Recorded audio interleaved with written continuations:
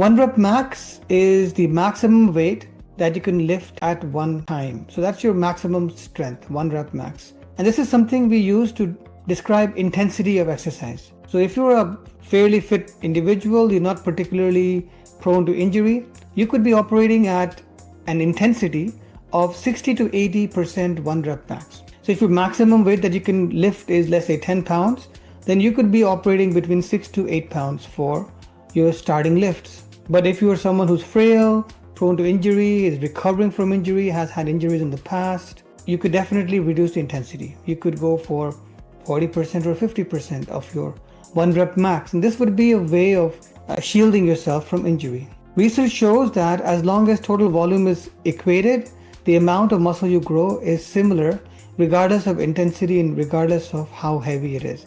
And we will get to volume in a second. In fact, volume is the next definition that we need to look at.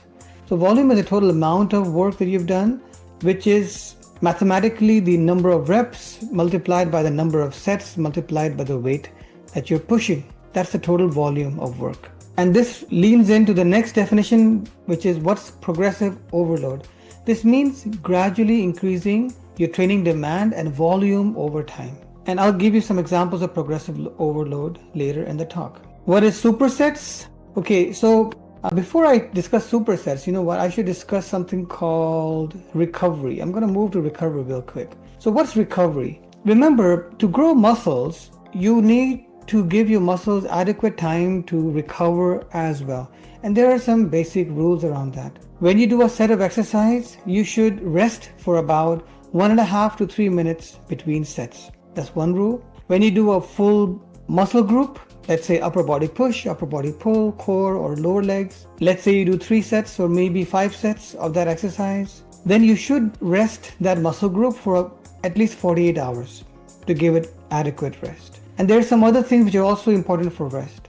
Adequate sleep, adequate nutrition, and from a nutrition point of view for recovery is mostly an anti-inflammatory diet which contains antioxidants. So all those colorful compounds you find in fruits, vegetables, spices, etc. With hydration, these are what will give you optimal recovery and of course optimal sleep as well.